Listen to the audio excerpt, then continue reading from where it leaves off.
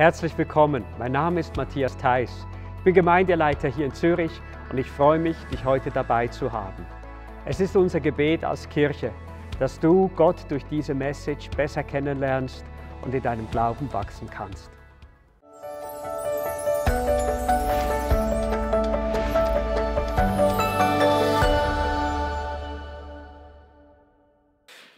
Ja, es gibt, glaube ich, nichts Besseres, als wenn wir das Jahr 2021 mit 21 Tagen Gebet beginnen können. Ich freue mich wirklich mit euch auf diese Zeit, vor Gott zu sein, auf Gott zu hören. Gott wird zu dir reden. Gott wird Durchbrüche geben, auch im Gebet. Und wir haben ja einen großen Gott, einen lebendigen Gott, den wir wirklich erleben dürfen. Ja, wie lebe ich mit Jesus? Das Thema vom heutigen Sonntag. Und ich möchte euch mal fragen, wenn ihr jetzt euer Zuhause verlasst, eure Wohnung, was nehmt ihr normalerweise immer mit? Vermutlich den Schlüssel, den Hausschlüssel habt ihr dabei. Die Maske habt ihr ja dabei. Zahnbürste, ja, okay, gut, okay, jawohl. Und ich denke, die meisten von uns haben das Portemonnaie dabei und das Handy haben wir auch meistens dabei. Heute geht kaum noch jemand raus, ohne sein Mobiltelefon irgendwo dabei zu haben. Wir haben es dabei und es hilft uns in vielen Fragen, die wir haben. Manchmal ist man froh, dass man das Tram noch erwischt, einen Zug erwischt oder sieht vielleicht ein englisches Wort, ist froh für eine Übersetzung. Es hilft uns in vielen Bereichen des Lebens. Und so ähnlich möchte Gott, dass er selbst bei uns und mit uns ist. Er möchte eigentlich selbst für uns so ein Begleiter sein, den wir selbstverständlich mitnehmen ins Leben. Und deshalb hat Gott vor langer, langer Zeit darüber nachgedacht, wenn Jesus auf diese Welt kommt, welchen Namen werde ich ihm geben? Und es ist interessant, dass Gott ihm den Namen Immanuel gegeben hat. Und wir lesen aus Jesaja 7, den Vers 14, dort heißt es nämlich, der Herr selbst wird das Zeichen geben. Seht, die Jungfrau, die vorher also 0 Kinder hatte, wird ein Kind erwarten. Sie wird einem Sohn das Leben schenken und er wird Immanuel genannt werden. Das heißt Gott mit uns. Schön, Manu, kann ich eine Predigt noch machen für dich heute Morgen? Sein Name ist Programm, Gott mit uns. Es ist interessant, hier heißt es nicht, Alain Berset ist mit dir oder Roger Federer ist mit dir oder das Glück ist mit dir oder das Pech ist mit dir, sondern es heißt hier, Gott ist mit dir, Gott mit uns. Und ich glaube, das ist das Programm von Gott für uns Menschen. Beständig mit uns, bei uns zu sein. Das ist das Programm von Gott, das Leben mit uns zu gestalten und dass wir das Leben mit ihm gestalten. Und was bedeutet das überhaupt? Gott will mit uns sein. Viele Menschen fragen sich ja überhaupt, will Gott überhaupt für oder mit dem Menschen sein? Der große Wissenschaftler in England, Hawkins, der ist vor 2 Jahren gestorben, war im Rollstuhl, konnte nur noch elektronisch eigentlich kommunizieren. Und er sagte einmal in einer seiner Thesen, es ist meine Überzeugung, er war ein Atheist und glaubt an überirdisches oder außerirdisches Leben. Er sagte, es ist meine Überzeugung, dass extraterrestrisches Leben gegen uns ist. Eine Begegnung mit ihnen wird nicht friedlich verlaufen. Und es ist schon interessant, ist nicht so mein Genre, aber alle Science-Fiction-Filme, wo die Aliens kommen, das sind die Aliens immer gegen die Leute, es kommt immer zum Krieg. Und es ist schon interessant, dass Hollywood auch der Auffassung ist, auch wenn es nur irgendwo eine Fiktion ist, aber es ist gegen uns. Und ich denke, jeder Mensch in seinem Herzen trägt irgendwo ein Empfinden, eine Ahnung, wie ist das denn in Bezug auf Gott? Ist Gott für die Menschen oder ist er vielleicht gegen sie?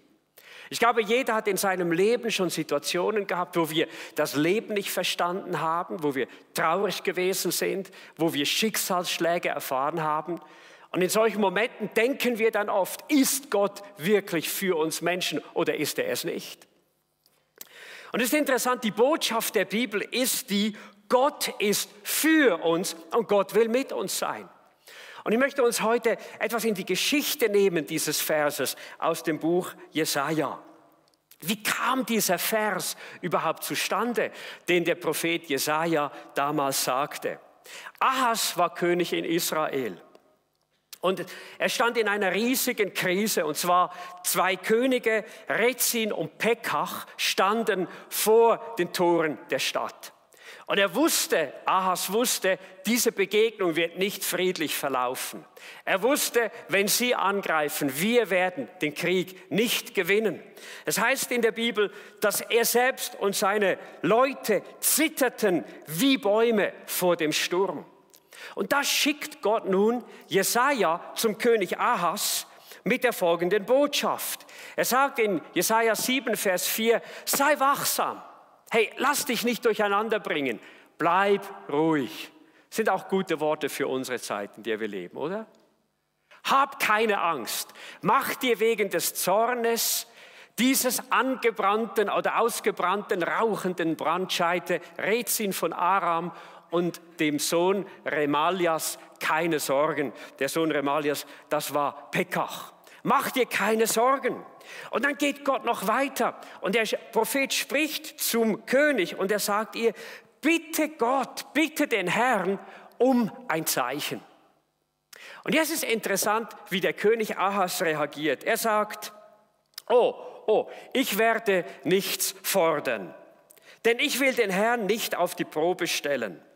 Und da sagte Jesaja, höre doch, Haus Davids, genügt es euch nicht, Menschen auf die Nerven zu gehen? Wollt ihr nun auch meinen Gott verärgern? Und ich habe mich gefragt, als ich diesen Vers gelesen habe, warum verärgerte Ahas Gott damit? Ich meine, es tönt doch noch eigentlich sehr, sehr nobel. Ich will nichts fordern. Ich will Gott nicht auf die Probe stellen. Könnte sogar sagen, das tönt ja fast noch biblisch. Aber wisst ihr, Ahas drückte damit letztlich aus, weißt du was, ob Zeichen hin oder her, es gibt sowieso keine Hoffnung. Es gibt keinen Grund für uns in dieser Situation, irgendwie, wo diese riesigen Scharen des Militärs gegen uns kommen, es gibt keine Chance. Wir haben sowieso schon verloren. Ich denke, wenn wir darüber nachdenken, sagte Ahas eigentlich in anderen Worten, hör mal Jeremia, ist ja gut, du hast den Gott, der ist im Tempel. Ich bin aber im Alltag. Ich lebe 6 Tage die Woche mit den großen und echten Problemen des Lebens. Ist okay, wenn ihr Gott feiert, da irgendwo in den Gottesdiensten. Ist schön, wenn ihr Gott unter euch feiert und so. Ist schön, wenn du den Leuten etwas Mut zusprichst. Aber weißt du was? Ich stecke im wirklichen Leben, ich stecke in den wirklichen Problemen des Lebens und dein Gott, der kann nichts tun, um mir zu helfen. Und schaut, genau gegen diese Auffassung ging Gott auch damals vor. Er wollte den Menschen damals schon zeigen, hör mal, ich bin nicht ein Gott, der nur an einem Tag in der Woche relevant ist für dein Leben. Ich bin ein Gott, der in den wirklichen Challenges in deinem Leben, in den wirklichen Kämpfen deines Lebens genauso real ist wie sonntags irgendwo in einer Kirche oder wenn Menschen zu ihm beten. Und er ist ein Gott, der 24 Stunden am Tag, 7 Tage die Woche relevant ist für das Leben der Menschen. Und es ist interessant, Gott stoßt Jesaja an und sagt, weißt du was, lege jetzt trotz aller Ablehnung ein prophetisches Wort von mir, ein Wort von Gott in diese Situation. Und er sagt in anderen Worten zu Ahas, Ahas, ob du ein Zeichen willst oder nicht, Gott gibt trotzdem eins. Und er sagt, deshalb wird der Herr selbst das Zeichen geben. Seht, die Jungfrau wird ein Kind erwarten. Sie wird einem Sohn das Leben schenken und er wird Immanuel genannt werden. Das heißt, Gott mit uns. Und wenn wir diese Geschichte so nachdenken, dann sehen wir etwas vom Drive Gottes in seinem Herzen. Er sagt in anderen Worten, weißt du was, Ahas, auch wenn du Gott ablehnst, auch wenn du Gott nichts zutraust, du wirst mich, den lebendigen Gott, nicht hindern können, Gutes für die Menschen zu planen. Du wirst mich nicht daran hindern können, der Menschheit zu sagen, ich will ein Gott sein, der mit euch ist. Und wisst ihr, ich glaube, das macht uns so viel Mut, so viel Mut, auch im persönlichen Leben. Wie oft haben wir Gott Dinge nicht zugetraut? Wie oft haben wir gedacht, Gott kann da nicht helfen? Wie oft haben wir Situationen gehabt, wo wir an Gott vorbeigegangen sind, wo wir Gott nicht alles zugetraut haben? Und weißt du, was Gott sagt in anderen Worten?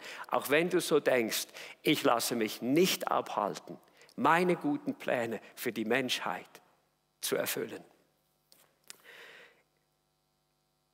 Nun, wir müssen Folgendes sagen.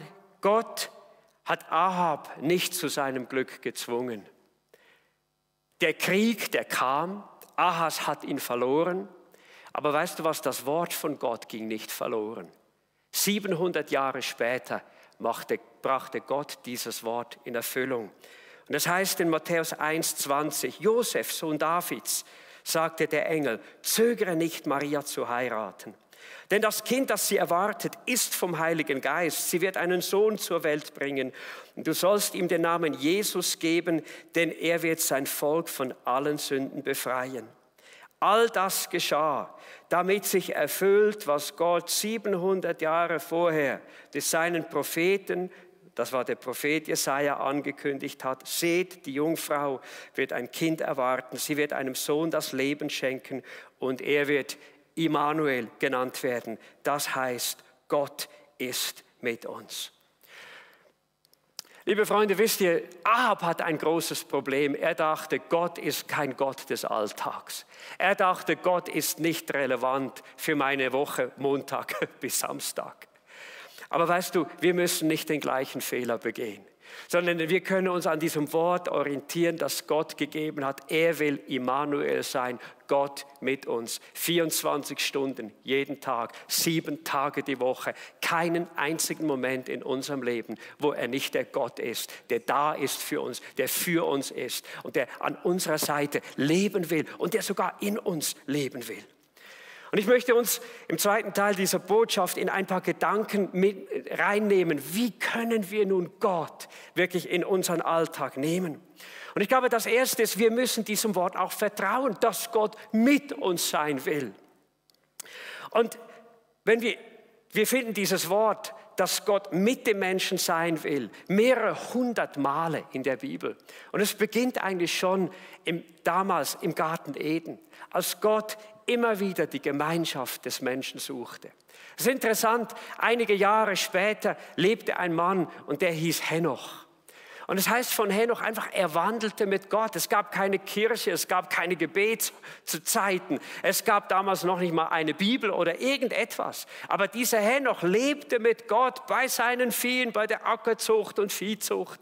Er lebte mit Gott zu Hause, er lebte mit Gott des Nachts.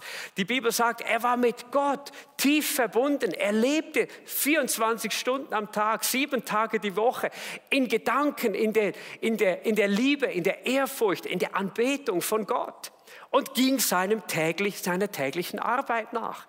Und es ist interessant, es heißt im Neuen Testament, Gott hatte Wohlgefallen an ihm.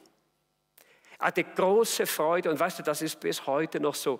Gott sucht nichts mehr in unserem Leben, als dass wir jeden Tag mit ihm in dieser tiefen und innigen Gemeinschaft leben. Das ist das tiefste und größte Programm, das Gott für uns Menschen vorbereitet hat. Aber schaut, damit das geschieht, sind wir wirklich eingeladen, unseren Glauben auf Jesus, auf Immanuel zu setzen.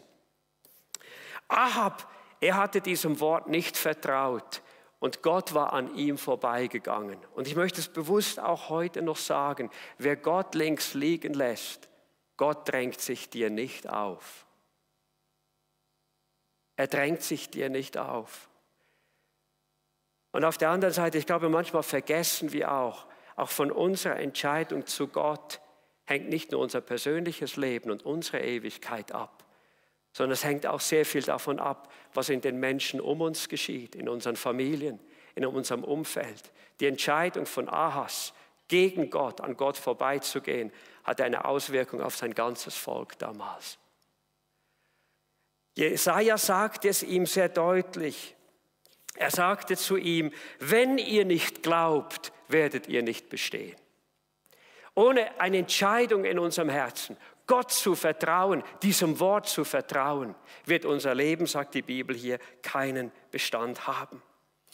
Aber seit Immanuel, seit Jesus kam auf diese Welt, gilt eben dieses Wort für einen jeden, der ihm vertraut.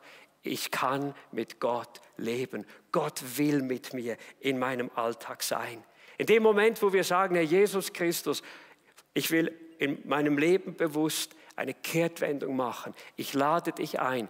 Komme in mein Leben, vergib mir meine Sünden, erneuere mein Herz, sei du das Zentrum meines Lebens, mit dir will ich von jetzt an leben, du sollst zum Mittelpunkt werden meines Lebens. Da geschieht dieses Wunder, Gott kommt in uns und Gott wird Immanuel für uns.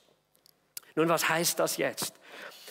Wir werden im nächsten Teil werden wir 3 prophetische Worte anschauen, die in diesem Buch Jesaja drin sind. Das war eigentlich ein sehr anspruchsvolles Buch, das Buch Jesaja, auch für die Auslegung.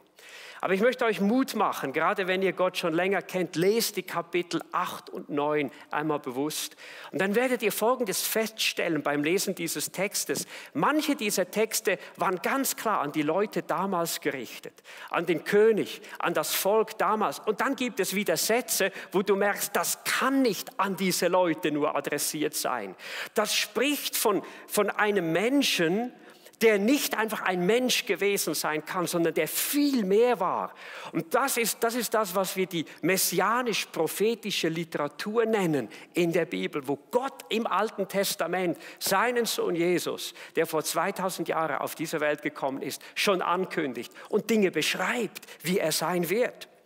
Und Jesaja beschreibt hier zunächst einmal, dass dieser Immanuel, das werden wir gleich sehen, in den größten Kämpfen im Leben von uns Menschen dabei sein wird.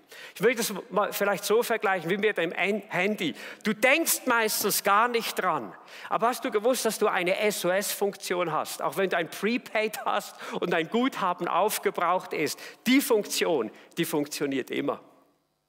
Eine SOS-Funktion, das einen nationalen oder internationalen Notruf auslöst und man versucht, dein Handy zu orten und man versucht, dir Hilfe kommen zu lassen. Und hier heißt es in Jesaja 8, diese Flut, und zwar in Form deiner Gegner, sind immer noch in diesem Kriegskapitel, ergießt sich über Juda und wird so hoch anschwellen, bis dir, Immanuel, das Wasser bis zum Halse steht. Es wird dein Land vollständig bedecken. Tobt nur. Und jetzt wechselt die Szenerie, ihr Völker, und zerbrecht in Stücke. Hört genau hin, ihr fernen Länder, die ihr Israel angreift. Rüstet euch und zerbrecht. Ja, rüstet euch und zerbrecht. Schmiedet Pläne und sie werden vereitelt werden. Fasst Beschlüsse und sie werden nicht zustande kommen, denn Gott ist Immanuel. Gott ist mit uns. Hier ist eine nächste Auslegung über Jesus drin, über diesen Immanuel. Und wisst ihr, ich musste so nachdenken, Jesus selbst, ihm stand das Wasser am Ende seines Lebens bis zum Hals. Und zwar dort, wo er im Garten von Gethsemane gekämpft hat, diesen Weg ans Kreuz zu gehen. Wo er damit gekämpft hat, bin ich bereit, die Trennung zum Vater im Himmel zu erleben, nämlich dann, wenn ich die Sünde der ganzen Menschheit auf mich nehme und Gott wegsehen wird und er wird mich bestrafen anstelle der Menschen. Und die Bibel sagt, Jesus war im Garten Gethsemane und hat gekämpft. Seine Schweißtropfen waren wie aus Blut. Und weißt du was? Es stand ihm das Wasser bis zum Hals, aber Gott stand ihm bei. Die Bibel sagt sogar, Engel kamen und stärkten ihn und Jesus ging diesen Weg ans Kreuz. Und er hat dort am Kreuz von Golgatha den Zorn Gottes von unserem Leben abgewendet. Und wir können Vergebung haben, wir können Versöhnung haben, Frieden mit Gott. Und liebe Freunde, wisst ihr, wenn Immanuel, wenn er diesen Weg gegangen ist, Wenn er weiß, wie es ist, wenn das Wasser einem bis zum Hals steht, weißt du was, er weiß es auch für dein Leben. Er weiß es für deine Situationen, wo dir das Wasser bis zum Hals steht.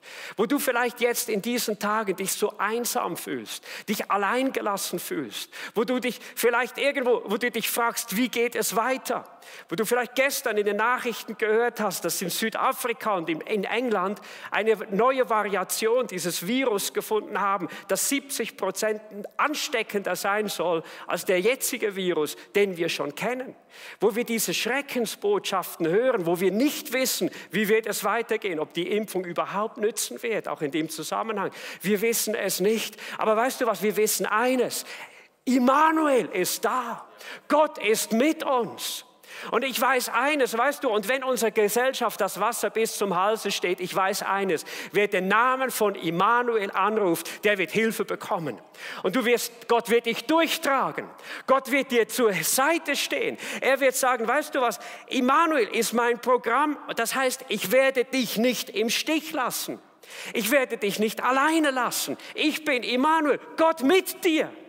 Und schau mal, wenn der größte Gott mit dir ist, hey, wovor solltest du dich noch fürchten? Willst du Menschen fürchten? Willst du die Pandemie fürchten? Willst du deine Zukunft fürchten? Musst du dich fürchten vor wirtschaftlichen Konsequenzen in deinem Leben, die unertragbar sind? Nein, Immanuel, Gott mit uns.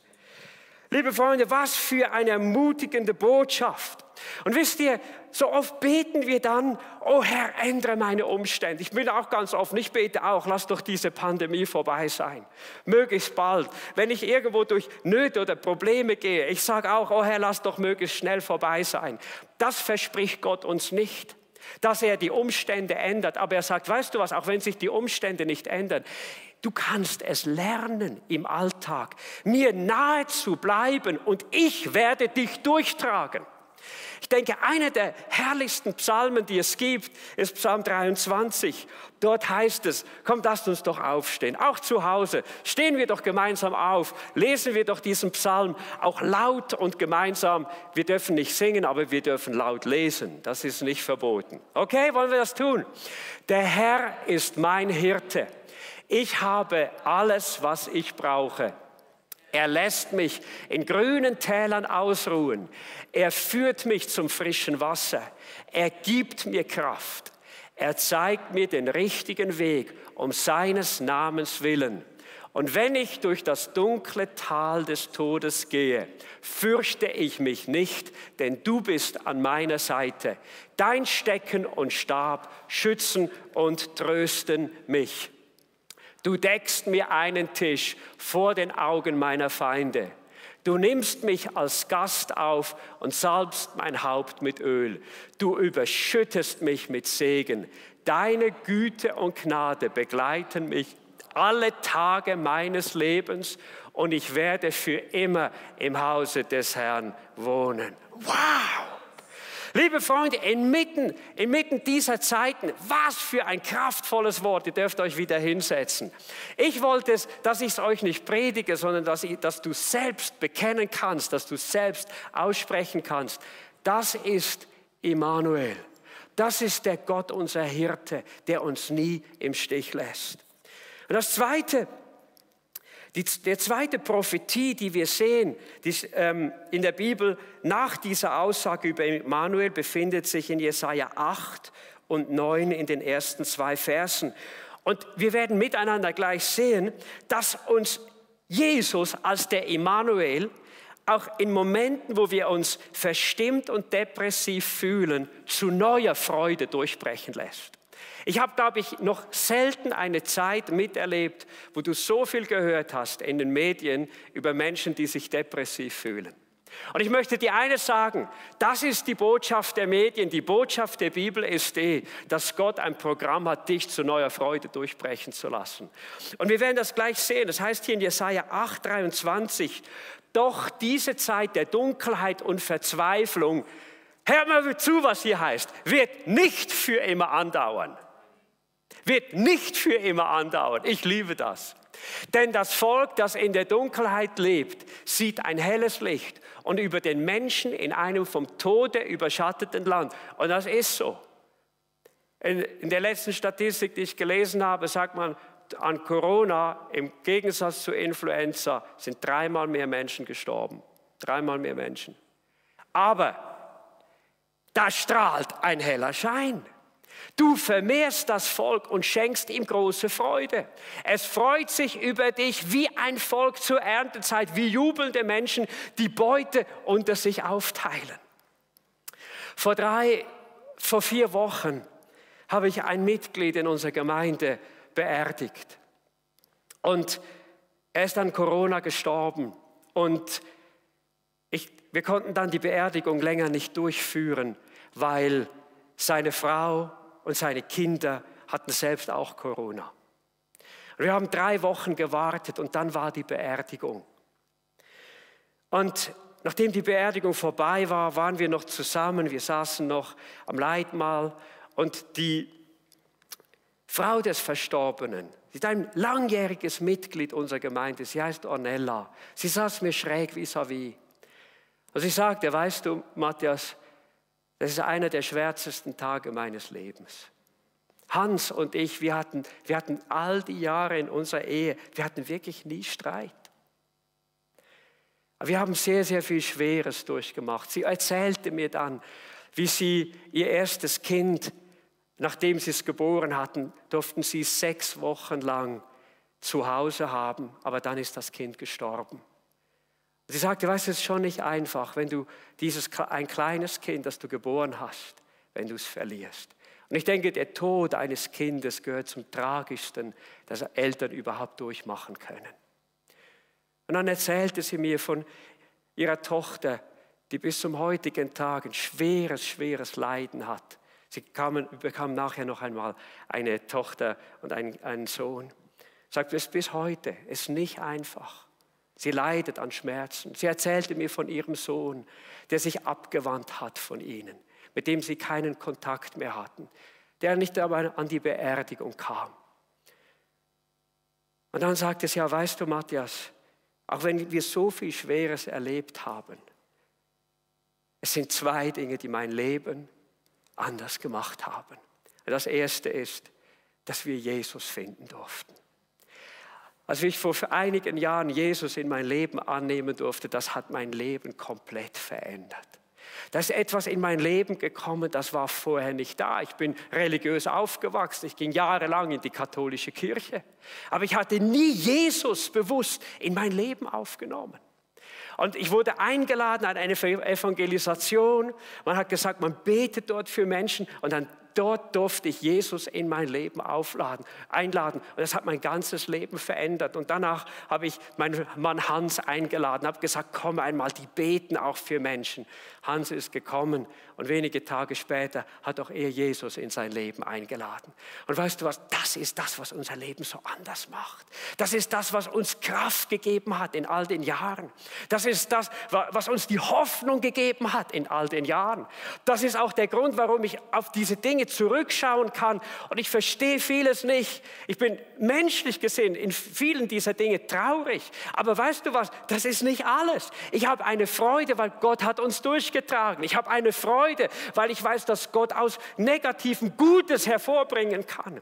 Ich habe eine Freude in meinem Leben, weil ich weiß, auch das letzte Kapitel in Bezug auf meine Tochter, meinen Sohn, ist noch nicht geschrieben. Wir haben einen großen Gott. Und das Zweite, was mir einfach hilft, was mir so eine Ermutigung ist, das ist meine Kirche da am Bucheckplatz. Mit Menschen unterwegs zu sein, die Jesus lieben, das bedeutet mir alles auf der Welt. Und wisst ihr, ich dachte, hier ist ein Mensch, der hätte traurig und verbittert über sein Leben berichten können. Und weißt du, was ich erlebt habe im Zuhören? Eine Riesenfreude. Eine Riesenfreude im Herz. Und liebe Freunde, genau das ist das, wenn wir mit Immanuel leben, wenn Gott Teil unseres Lebens wird, wenn Jesus in unserem Alltag mit uns ist und wir unsere Augen, unsere Hoffnung auf ihn setzen. Immanuel, Gott mit uns. Ja, Amen. Danke vielmals.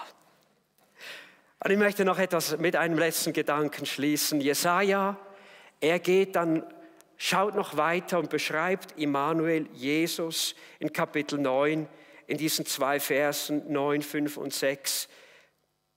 Und er beschreibt dort, dass Jesus der sein wird, der uns Menschen, der dir den Frieden bringt. Vielleicht ist es so etwas, wie wenn du das Handy dabei hast und du weißt du was, du bist immer online, du bist immer connected, du hast immer Zugang zu dem, der lebendige Gott ist. Und es heißt dort in Jesaja 5 bis 6, uns wurde ein Kind geboren, uns wurde ein Sohn geschenkt, auf seinen Schultern ruht die Herrschaft. In anderen Worten, er hat es im Griff.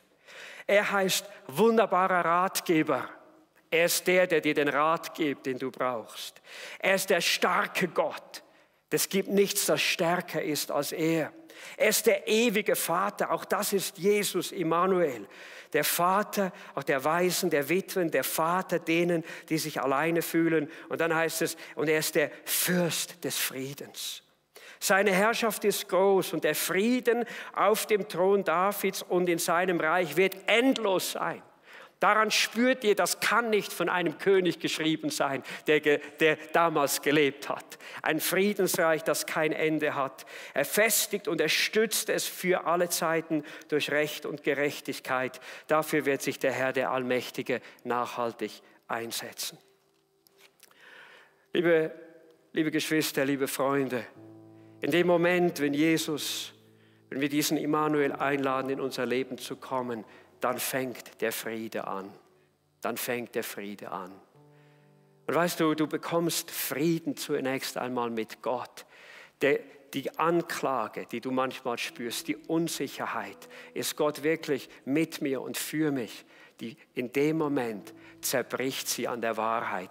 Du hast Ja gesagt zu dem lebendigen Gott. Du hast Ja gesagt zu Immanuel. Und glaube mir, von dem Moment an wird nichts und niemand mehr das Wort Gottes in deinem Leben umstößen können. Er ist und er bleibt Immanuel für dich. Und das Zweite, wisst ihr, fängt an, dann in unserem Leben seinen Frieden aufzurichten. Und ich glaube, den tiefsten Wunsch, den Menschen letztlich haben, genau um diese Weihnachtszeit herum, ist, dass wir Frieden haben. Und zwar nicht nur Frieden in uns, sondern auch Frieden mit Menschen.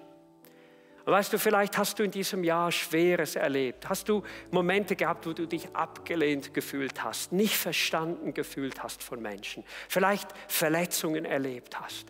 Und weißt du was, ich möchte dir sagen, du musst das nicht ins neue Jahr nehmen, sondern Jesus ist Immanuel und weißt du, was das heißt? Es heißt eben auch, dass er dir die Kraft gibt, zu vergeben, wo du nicht vergeben kannst oder vielleicht, wo du nicht mal vergeben willst. Weißt du, was du ihm sagen kannst? Du kannst ihm sagen, Herr, es ist so schwer, es ist so nicht einfach. Du weißt, was dieser oder jener getan hat, aber ich darf deinen Namen anrufen, den Namen Immanuel. Und weißt du, dann wirst du diese Kraft bekommen, diese Vergebung auszusprechen. Und ich habe in meinem Herzen Gebet gespürt, dass Menschen hier sind, Menschen zuhören, auch zu Hause, denen Gott heute sagt, heute ist der Tag gekommen, wo du diese Vergebung in deinem Herzen Menschen zusprichst und sagst, weißt du was, ich habe Frieden mit Gott gefunden. Ich kann es vielleicht nicht selbst, ich mag es vielleicht nicht selbst, aber ich kann sagen, Immanuel, komm mir zu Hilfe. Durch dich spreche ich Vergebung aus, durch dich spreche ich Frieden hinein in die Beziehungen meines Lebens. Und du wirst sehen, dieser Friede von Gott, der ist groß, der ist stark. Und wenn du ihn aussprichst, Menschen zusprichst, weißt du, was dann eben auch geschieht? Dann kommt dieser Friede Gottes, der höher ist als alle Vernunft, den du nicht begreifen kannst. Und er wird dein Herz in diesem Frieden zu ihm bewahren. Er wird dein Herz in diesem Frieden, ich sage mal, wie eingekapselt sein lassen. Dass du den Frieden nicht von außen mehr suchst, sondern dass du den Frieden in deinem Herzen trägst. Wir werden dann auch friedlich mit Menschen. Und dafür wollen wir jetzt noch beten, dass genau das geschehen kann. Und ich möchte uns einladen, dass wir doch aufstehen hier. Ich möchte uns einladen zu Hause. Stehen wir doch auf zum Gebet. Und ich möchte gerade gerade Menschen, die schon an Jesus glauben. Ich möchte dich an diesem Tag in eine Entscheidung hineinnehmen. Wie willst du mit Jesus im nächsten Jahr leben? Seien wir ganz offen. Es ist ja nicht so einfach, mit Gott verbunden zu bleiben. Aber könnte es nicht ein Ziel von dir heute sein, dass du sagst, ich will dieses Konzept Immanuel, ich will das ganz neu lernen. Ich will lernen, dass er nicht nur bei mir ist, sondern ich will lernen, mit ihm verbunden zu bleiben. Ich möchte mir das wie auf meine Fahne, auf mein Ziel fürs nächste Jahr schreiben. Immanuel, ich will lernen, in dieser Verbundenheit mit dir zu leben, dich einzubeziehen in meinen Alltag, dir Großes zuzutrauen, dich als Ratgeber anzurufen, nicht einfach eigene Entscheidungen zu treffen, sondern mit Immanuel zu leben.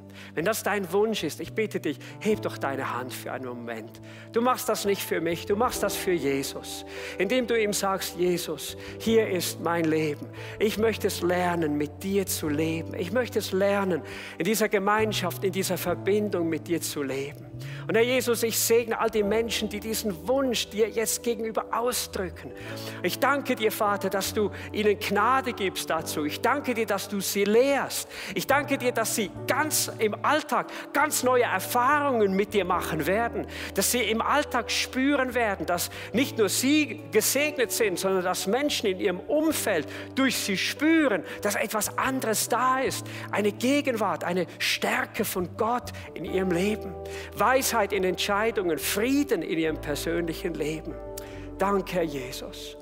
Und wenn wir so vor Gott sind, die dürft eure Hände runternehmen, möchte ich fragen, sind Menschen hier, sind Menschen zu Hause, die sagen, ich möchte nicht so dumm sein wie Ahab und an Gott vorbeigehen, sondern ich möchte mich heute entscheiden, mein Leben mit ihm zu leben, ein Leben in dieser Gemeinschaft, in dem Frieden mit ihm. Wenn es dein Wunsch ist, lade dich ein, bevor wir beten, heb doch auch deine Hand und sag, hier bin ich. Ich möchte diese Entscheidung treffen. Darf ich fragen, hier im Saal, auch zu Hause, heb doch deine Hand einfach zu ihm. Wir werden gleich miteinander beten und dann darfst du ihn selbst einladen. Dann wird Immanuel Teil deines Lebens werden. Bete doch jetzt einfach mit mir und sag, danke, Vater im Himmel, dass du dich nicht hast abhalten lassen, mit uns Menschen zu leben. Aber heute lade ich dich bewusst ein, komme in mein Leben. Vergib mir meine Sünden. Vergib mir, dass ich bisher an dir vorbeigegangen bin. Von nun an sollst du Immanuel sein, der das Leben mit mir gestaltet und mit dem ich das Leben gestalten will. Danke, hast du mein Gebet erhört. Amen. Vielen Dank, dass du dabei warst. Wir hoffen, dass diese Message mithelfen durfte, dass du Jesus besser kennenlernen durftest. Wir würden uns auch freuen, von dir zu hören. Über unsere Website kannst du gerne mit uns Kontakt aufnehmen. Wenn du denkst, dass solche Botschaften und dieser Dienst auch ein Segen für andere sein können, hey, dann unterstütze uns doch. Bitte bete für uns oder du darfst auch geben. Eine Spende würde es möglich machen, dass wir diesen Dienst auch weiterhin tun können. Über SMS, über Twint oder auch online ist das alles möglich. Herzlichen Dank schon im Voraus für deine Gebete. Wir wünschen dir jetzt von ganzem Herzen einen reich gesegneten Tag und Gott mit dir.